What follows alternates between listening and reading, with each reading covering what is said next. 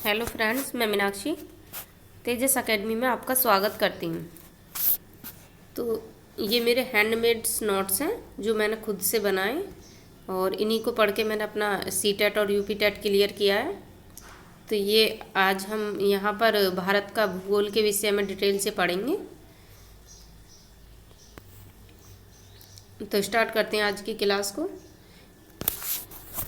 ये है भारत का भूगोल, इसके सामान्य परिचय दिया हुआ है, तो इसके बारे में हम पढ़ने जा रहे हैं। तो स्टार्ट करते हैं आज की क्लास को। भारत दक्षिण एशियाई देश है। ये क्वेश्चन बनता है इस टाइप से इसमें कि भारत कैसा देश है। तो भारत दक्षिण एशियाई देश है। इसका क्षेत्रफल है वो 32,87,263 वर्ग किलोमीटर है और जो संपूर्ण भूमंडल का 0.57% है तथा संपूर्ण स्थल भाग इसका 24% है। जो स्थल भाग दिया है इसमें वो 24% पर है। भारत की आकृति चतुष्कोणीय है और भारत को बौद्ध काल में जम्बूद्वीप, ये कई बार क्वेश्चन भी बना यूपी टेट सी टेट में कि जम्बूद्वीप, ये बौद्ध काल में भारत को कहा जाता था। नेक्स्ट है यूनानियों ने भारत को इंडिया, ये सबने जैसे किसने क्या कहकर पुकारा है भारत को, तो दिया हुआ है यहाँ पर। बौद्ध काल में जम्बूद्वीप कहा गया है और यूनानियों ने भारत को इंडिया नाम दिया था और ईरानियों ने भारत को हिंदुस्तान नाम दिया है। अब ये देखेंगे भारत की स्थिति ग्लोब पर किस तरीके से है, कैसे। तो वो भारत पर ग्लोब की वास्तविक स्थिति उत्तर पूर्वी है। ये यहाँ से क्वेश्चन बनता है कि भारत की वास्तविक जो स्थिति है वो उत्तर पूर्वी गोलार्ध में है, क्योंकि भारत भूमध्य रेखा के उत्तर में है। ये भूमध्य जो रेखा है उसके उत्तर में है भारत, तो इसलिए इसकी स्थिति को उत्तर पूर्वी बताया गया तथा ग्रीनविच रेखा के पूरब में स्थित है और ये भारत ग्रीनविच रेखा के पूरब में स्थित है। भूमध्य रेखा, विषुवत रेखा, ये भूमध्य रेखा जो है इसको विषुवत रेखा के नाम से भी जानते हैं। इस इंग्लिश में इक्वेटर कहते हैं। तो नेक्स्ट है भारत का अक्षांशीय विस्तार। ये अक्षांशीय विस्तार दिया हुआ है यहाँ पर 645 डिग्री से नॉर्थ, ये 37.6 नॉर्थ है। और भारत की मुख्य भूमि का अक्षांशीय विस्तार ये है 8 डिग्री से 4 नॉर्थ और 37 डिग्री से 6 नॉर्थ। तो भारत का देशांतरीय विस्तार, जो देशांतरीय विस्तार है वो इस तरीके से है। तो ये 48 डिग्री से 7 ईस्ट हो जाएगा और 97 डिग्री से 25 ईस्ट। नेक्स्ट है भारत की उत्तर से दक्षिण की लंबाई। ये मेन इम्पोर्टेंट क्वेश्चन है बहुत ही, जो कई एग्जाम में रिपीट हुआ है। भारत की उत्तर से दक्षिण की लंबाई वो 3,214 किलोमीटर है और पूरब से पश्चिम की लंबाई ये 2,933 किलोमीटर है। नेक्स्ट है दोनों का अंतर, ये लंबाई और चौड़ाई जो उसका दिया हुआ है, भारत की उत्तर से दक्षिण की लंबाई और पूरब से पश्चिम की लंबाई, इनका जो दोनों का डिफरेंस आ रहा है वो 281 वर्ग किलोमीटर आता है इनका। तो इंद्राकोल लद्दाख, जो इंद्राकोल ये पॉइंट है ये उत्तरी बिंदु है। जैसे मैप ज़्यादा अच्छा तो बना नहीं है यहाँ पे, लेकिन समझाने के लिए ये हो गया इसका उत्तरी पॉइंट, तो इसको इंद्राकोल के नाम से जानते हैं। और दूसरा है इसका ये पूर्वी पॉइंट जो है उसको किबिथु वुलांग के नाम से जाना जाता है। और इसका जो दक्षिणतम किनारा है उसको कन्याकुमारी में है, जो ये तमिलनाडु के कन्याकुमारी में है। तो इसको जो इसका दक्षिणतम बिंदु है इसको ग्रेट निकोबार या इंदिरा पॉइंट के नाम से इसको जानते हैं हम। और ये है सागरमाथा के नाम से जाना जाता है, जो कि गुजरात में है, इधर इस साइड गुजरात पड़ता है। तो नेक्स्ट अब पढ़ेंगे हम यहाँ पर भारत में प्राकृतिक सीमा जो मौजूद है भारत की, तो किसके साथ मतलब कितनी सीमा लग रही है उसको। तो भारत के स्थलीय सीमा की लंबाई वो 200 किलोमीटर है, 15,200 किलोमीटर हो गया। और भारत की स्थलीय सीमा के साथ इस 7 देशों के साथ लगा हुआ है भारत, जो अंतर्राष्ट्रीय सीमा लग रही है। तो इन 7 देशों की सीमा को हम आरोही क्रम में इस प्रकार जो यहाँ पे दिया हुआ है कि किसके साथ पहले सबसे ज़्यादा किसके साथ लग रही है, फिर उससे कम, फिर उससे कम, इस तरीके से इस सीक्वेंस में लगाया हुआ है यहाँ पे। तो भारत के ये देश हैं, इस साइड देश दिए हुए हैं और ये इस साइड देश हैं सारे, और इस तरफ उनकी लंबाई है कि किसके साथ कितनी लंबाई है। तो भारत और बांग्लादेश के बीच में है ये, तो सॉरी 4,096 किलोमीटर लगता है बांग्लादेश से भारत की सीमा। और भारत और चीन की ये 3488 किलोमीटर है। भारत और पाकिस्तान 3323 है। और भारत और नेपाल की 1751 है। भारत और म्यांमार की 1643 है। नेक्स्ट भारत और भूटान, तो इसकी है 699 किलोमीटर। और नेक्स्ट है भारत और अफ़गानिस्तान, तो इसकी सीमा लगी हुई है 106 किलोमीटर। भारत अफ़गानिस्तान के साथ सबसे कम सीमा बनाता है, ये सबसे कम सीमा इसी की है, 106 किलोमीटर है। ये जो 106 किलोमीटर भारत और अफ़गानिस्तान के बीच।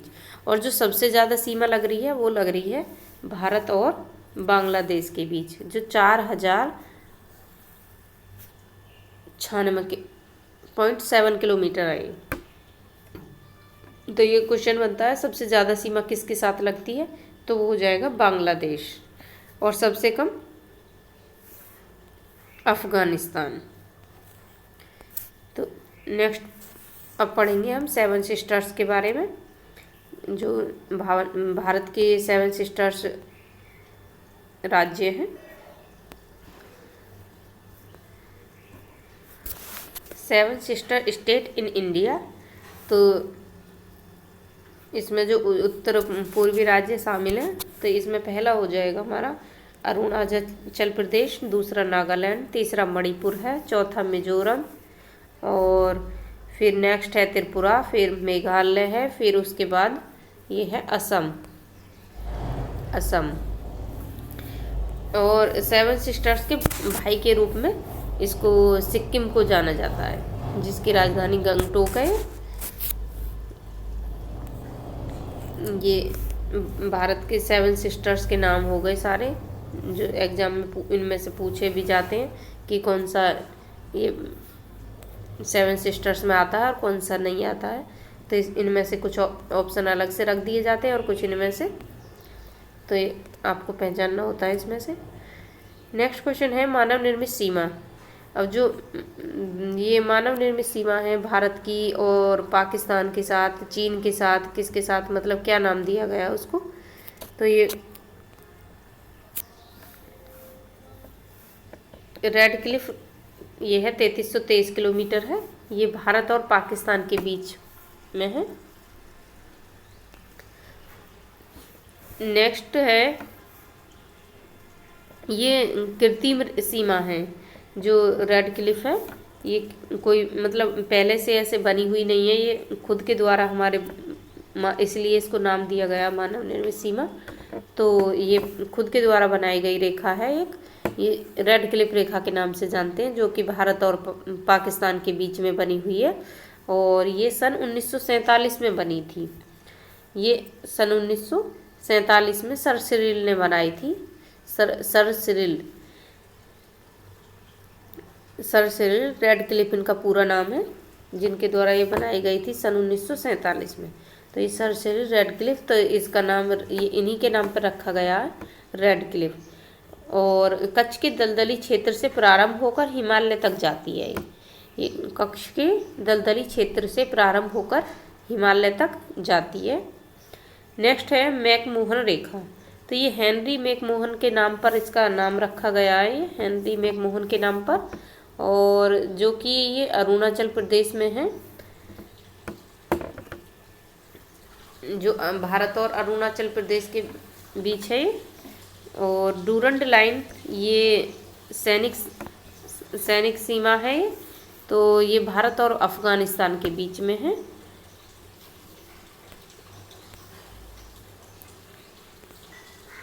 भारत, अफगानिस्तान, त्रिपुरा और बांग्लादेश के मध्य है ये डूरंड लाइन। नेक्स्ट क्वेश्चन है आगे कि जो इस तरीके से क्वेश्चन पूछा जाता है कि सबसे ज़्यादा कटा फटा इलाका मतलब कौन सा है, कौन सा एरिया है। ये जो इस तरीके से वो कटी फटी जो तट रेखा है, तो वो इस तरीके से ऐसे इस तरीके से ये गुजरात का आता है, इधर गुजरात। तो भारत में कोर निवेशिका का संबंध गुजरात राज्य से है। ये जो इसको कोर बोलते हैं, जो कटापटा इलाका है उसको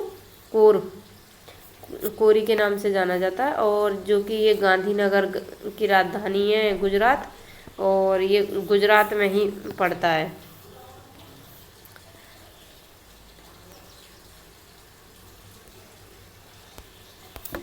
नेक्स्ट अब आगे पढ़ेंगे हम। अभी ये भारत का भूगोल ही चल रहा है। तो मध्य प्रदेश में कर्क रेखा की लंबाई सर्वाधिक तथा राजस्थान में कर्क रेखा की लंबाई सबसे कम है। जो कर्क रेखा की लंबाई है वो सबसे ज़्यादा मध्य प्रदेश से में है और सबसे कम है वो राजस्थान में है। झारखंड की राजधानी कर्क रेखा पर स्थित है। जो रांची है ये बिल्कुल कर्क रेखा पर स्थित है। नेक्स्ट है कर्क रेखा से सर्वाधिक दूरी पर स्थित राजधानी वो जयपुर है। जो जयपुर ये कर्क रेखा से जो सबसे दूरी पर है वो जयपुर है। और रांची के बाद कर्क रेखा जो सर्वाधिक नज़दीक है वो गांधीनगर के है। जो कर्क रेखा पर ये सबसे पहले रांची पड़ता है और फिर गांधीनगर। नेक्स्ट अब पढ़ेंगे इसकी जलीय सीमा हम। जलीय सीमा, तो भारत की जो जलीय सीमा की लंबाई है वो 6100 किलोमीटर है, किंतु द्वीप समूह सहित इसकी कुल लंबाई, ये जो वैसे इसकी जो जलीय सीमा है वो 6100 किलोमीटर है, लेकिन इसकी जो कुल लंबाई है वो 7516.6 किलोमीटर है। नेक्स्ट है भारत में 9 राज्य समुद्र तटीय हैं, जिनमें गुजरात और महाराष्ट्र, गोवा, कर्नाटक, केरल, तमिलनाडु, आंध्र प्रदेश, उड़ीसा, पश्चिम बंगाल शामिल हैं। जो ये इसके समुद्र तटीय राज्य हैं जो वो हैं, जो समुद्र के किनारे राज्य हैं वो ये राज्य हैं। तो नेक्स्ट है गुजरात राज्य की समुद्र तटीय सीमा सबसे लंबी और तथा सबसे कम जो सीमा है वो है गोवा की। सबसे कम है गोवा।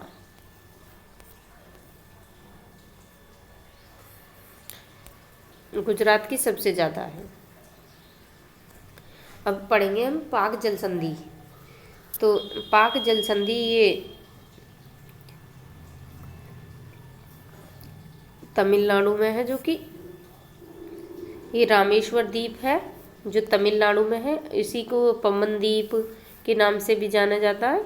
ये रामेश्वर द्वीप, पम्बन द्वीप ये, और जी पाक की खाड़ी, मन्नार की खाड़ी, ये सब तमिलनाडु में इस एरिया में है। और इसका दक्षिणतम किनारे को धनुषकोडी के नाम से जाना जाता है। और इसी को राम सेतु, आदम पुल, एडम ब्रिज और इसको स्थल संधि के नाम से भी, स्थल संधि के नाम से जानते हैं। यह भारत का सबसे नज़दीकी समुद्री द्वीपीय पड़ोसी देश है, जो सबसे समुद्री वो है, तो ये सबसे नज़दीकी वाला देश है। और पाक की खाड़ी और बंगाल की खाड़ी, ये दोनों, जैसे कि यहाँ पे ये तो है पाक की खाड़ी और ये हो गई बंगाल की खाड़ी। नेक्स्ट, राम सेतु। राम सेतु भी जो राम के द्वारा बनाया गया वो है, भगवान श्री राम के द्वारा, तो वो भी यहीं पर है, वो ये यहाँ पर ये इस तरीके से। और इसे एक स्थल संधि है जो भारत को और श्रीलंका को ये जोड़ती है, जो ये यहाँ पर जो इसको जोड़ रही है आपस में, भारत को और श्रीलंका को। नेक्स्ट है, जबकि पाक जल संधि जल डमरू मध्य एक जल संधि है जो बंगाल की खाड़ी को पाक और मन्नार की खाड़ी से जोड़ती है। जो ये पाक जल संधि है वो बंगाल की खाड़ी को पाक और मन्नार की खाड़ी से जोड़ती है, और जो राम सेतु है ये श्रीलंका को जोड़ता है, और इसको स्थल संधि के नाम से जानते हैं। और जो ये पाक जल संधि है, इसको जैसे कि नाम से ही पता चल रहा है जल संधि, तो ये जल संधि है। और ये राम सेतु ये एक स्थल संधि है, जो भगवान राम के द्वारा जब सीता को लेने गए थे तो इनके द्वारा जो पुल बनाया गया था ये उसी का नाम है, तो इसको स्थल संधि का नाम से जानते हैं। और ये पाक जल संधि है। नेक्स्ट है अंतर्य। अब इसके कैप के बारे में पढ़ेंगे आगे। तो किसी भी भूखंड का तिकोना भाग अंतरीय कहलाता है। जो कोई भी भूखंड है उसका जो तिकोना भाग है वो अंतरीय कहलाता है। जैसे दक्षिणतम भाग कन्याकुमारी है। जैसे कि भारत का मैप में देखते हैं इस तरीके से है, तो ये गुजरात हो गया और ये इधर पूर्वी इलाका हो गया, और फिर ये नीचे इस तरीके से है ना, तो ये इस वाले पार्ट की बात हो रही है, जो नीचे का दक्षिणतम किनारा है ये इसी की। तो जैसे दक्षिणतम भाग कन्याकुमारी है जिसे कैप ऑफ कमोरिन कहा जाता है, और सन ये वो दिया हुआ है 82.1/2 डिग्री पूर्वी देशांतर रेखा। इसे भारत का प्रमाणिक देशांतर रेखा कहा जाता है। भारत का समय लंदन के समय से 5.5 घंटा आगे है। ये बहुत ही मोस्ट इम्पोर्टेंट क्वेश्चन है कि भारत का जो वो है कि 5.5 घंटा आगे है समय। ये लंदन जो है वो 0 इक्वेटर पर है, और ये भारत 82.1/2 पूर्वी।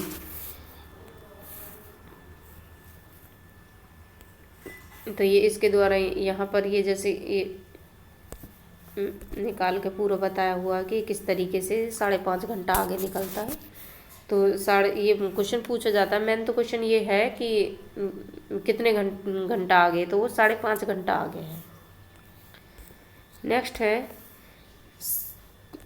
82.1/2 डिग्री। ये पूर्वी देशांतर भारत रेखा के जिन 5 राज्यों से होकर गुजरती है उनका नाम इस प्रकार है। ये एक ट्रिक है, MACHHOU माचू। तो इसके नाम से जो ये भूलेनाथ ये दिए हुए हैं, M4 मध्य प्रदेश हो जाएगा, A4 आंध्र प्रदेश हो जाएगा। नेक्स्ट है CHH, तो ये हो गया छत्तीसगढ़ इससे।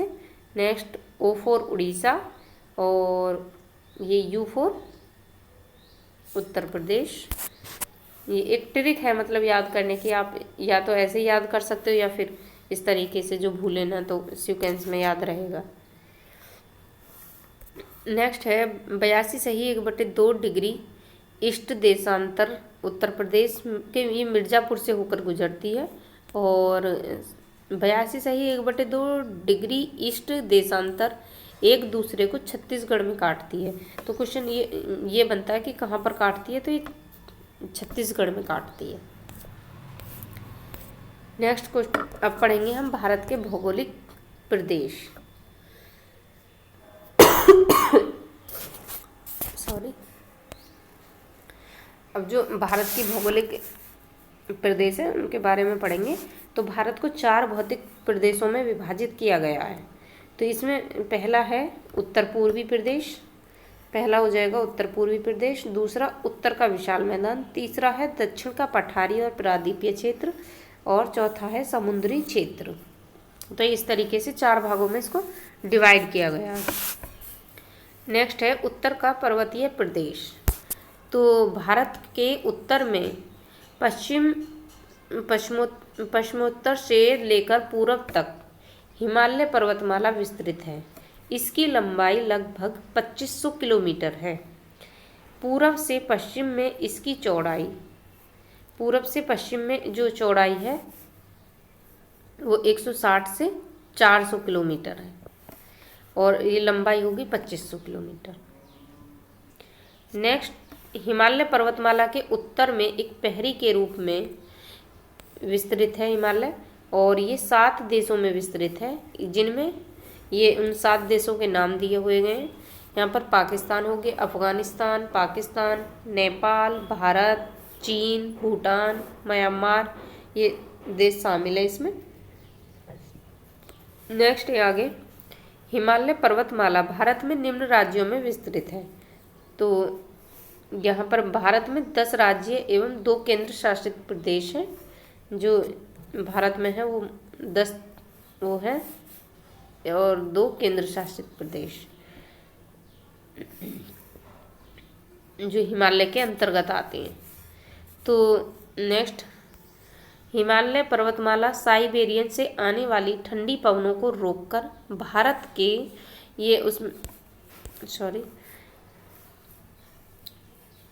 भारत के जो वो उत्तर पूर्वी मानसून है उससे वर्षा कराती है। हिमालय की जो ठंडी पवनों साइबेरियन, वो हिमालय पर्वतमाला साइबेरियन से आने वाली जो ठंडी पवनें हैं उनको रोककर भारत में वर्षा कराती है। तो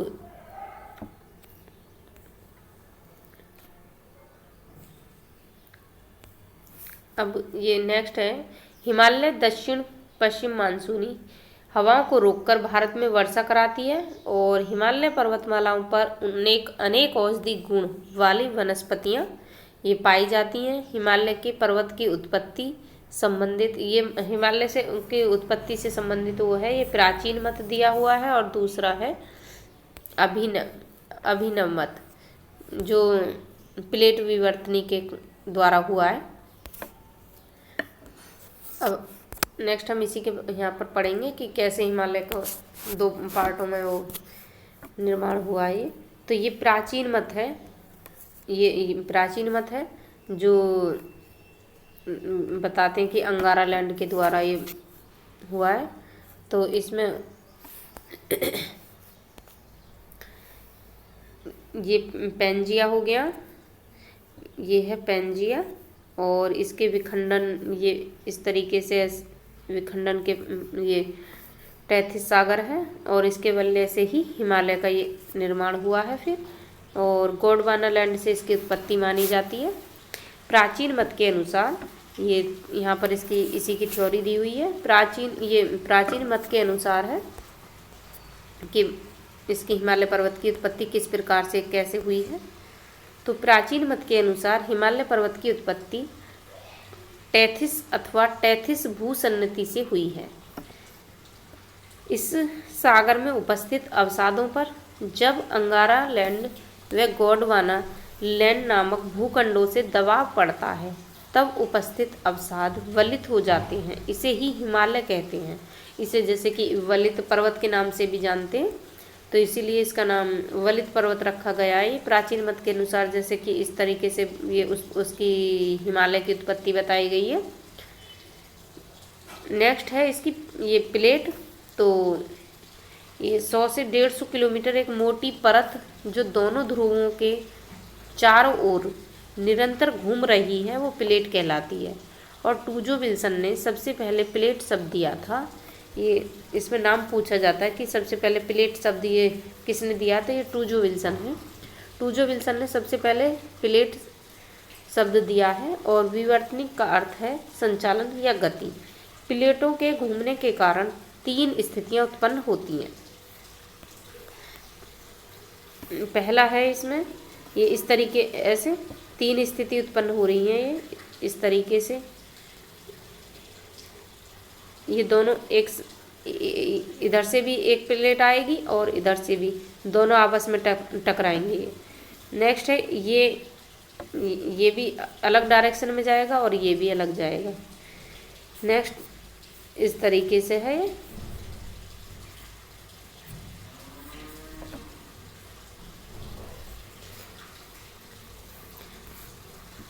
तो ये यहाँ पे पूरा डायग्राम के द्वारा जैसे बताया हुआ है इस तरीके से, ये होगी पहली स्थिति और इसमें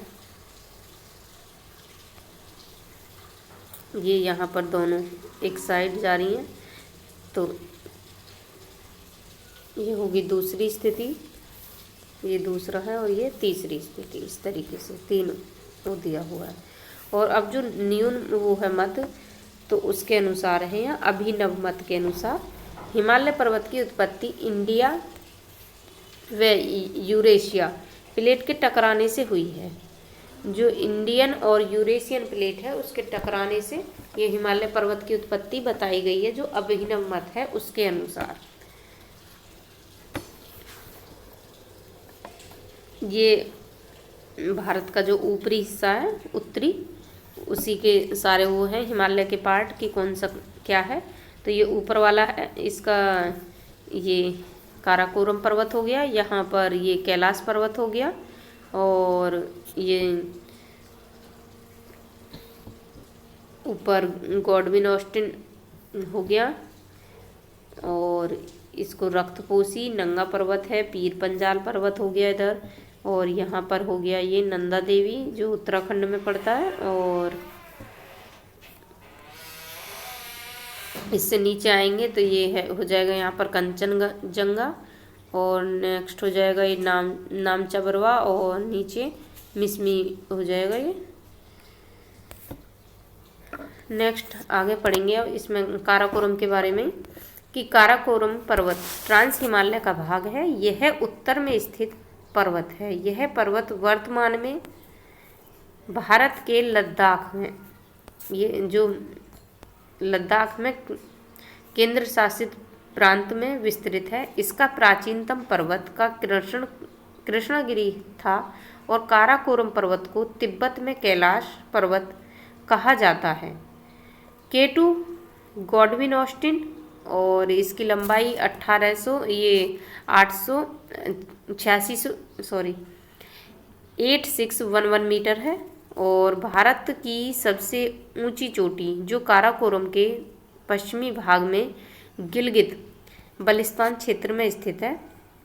नेक्स्ट है लद्दाख पर्वत, लद्दाख केंद्र शासित प्रांत में स्थित है। यह भी ट्रांस हिमालय का भाग है। राकापोसी गिलगित पाकिस्तान क्षेत्र में स्थित है। यह लद्दाख की सबसे ऊंची चोटी है। इसके अतिरिक्त यह विश्व की सबसे तीव्रतम ढाल वाली चोटी है। जास्कर पर्वत, अब ये जो जास्कर पर्वत है तो ये पूछा जाता है इस तरीके से कि जास्कर पर्वत जो किसका हिस्सा है, कहाँ है ये, तो ये लद्दाख में विस्तृत है। यह ट्रांस हिमालय का सबसे दक्षिणतम पर्वत है। तो महान हिमालयों में शामिल पर्वतों का पूर्व से पश्चिम क्रम, ये जो महान हिमालय में वो हैं, ये हिमालय में स्थित हैं जो पर्वत, उन्हीं का ये पूर्व से पश्चिम की साइड क्रम है। सबसे पहले आएगा नामचा बरवा, फिर कंचनजंगा, फिर मैकाल, फिर एवरेस्ट, फिर मानसरोवर, फिर अन्नपूर्णा, फिर धौलागिरी और फिर उसके बाद है नंदागिरी। नेक्स्ट, नंगा पर्वत को कातिल पहाड़ी भी कहा जाता है। जैसे कि ये क्वेश्चन पूछ लिया जाता है कि कातिल पहाड़ी कौन सा है, तो वो है नंगा पर्वत। ये इसके बारे में पहले से ही एक वो है कि इस पे जो भी चढ़ा है वो भगवान को मतलब प्यारा हो गया, कोई वापस नहीं आया। यह पहाड़ी गिलगित बल्टिस्तान क्षेत्र में स्थित है। संपूर्ण हिमालय का सबसे पश्चिमी पर्वत है ये। माउंट एवरेस्ट नेपाल में हिमालय महान हिमालय में स्थित है। यह विश्व की सबसे ऊंची चोटी है, जिसकी वर्तमान ऊंचाई ये 8848.86 मीटर है। और इसे नेपाल में स्थानीय रूप में सागरमाथा और गौरशंकर तथा तिब्बत में इसी के ये नाम दिए हुए हैं कि इसको वर्तमान इसकी ये तो मीटर में इसकी ऊंचाई हो गई। और इसके नेपाल में इसको सागरमाथा और गौरी शंकर, और तिब्बत में है ये चोमोलुंगमा के नाम से जाना जाता है। इसी के नाम है कि अलग अलग देश में अलग अलग नामों से जाना जा रहा है। भारत की सबसे ऊंची चोटी K2 गॉडविन ऑस्टिन है, जो कि 1811 किलोमीटर है ये। नेक्स्ट, भारत में हिमालय की सबसे ऊंची चोटी जो है वो कंचनजंगा है। भारत की बात हो रही है कि भारत में सबसे ऊंची जो चोटी है वो कंचनजंगा है। और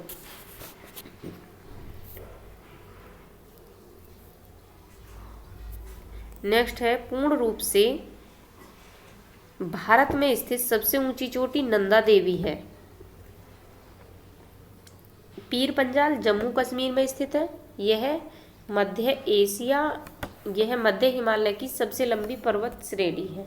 जो पीर पंजाल है ये जम्मू कश्मीर में है, और ये मध्य हिमालय का भाग है जो सबसे ऊंची लंबी पर्वत श्रेणी है। नेक्स्ट, तो आज के लिए इतना ही, मिलते हैं अब नेक्स्ट वीडियो में।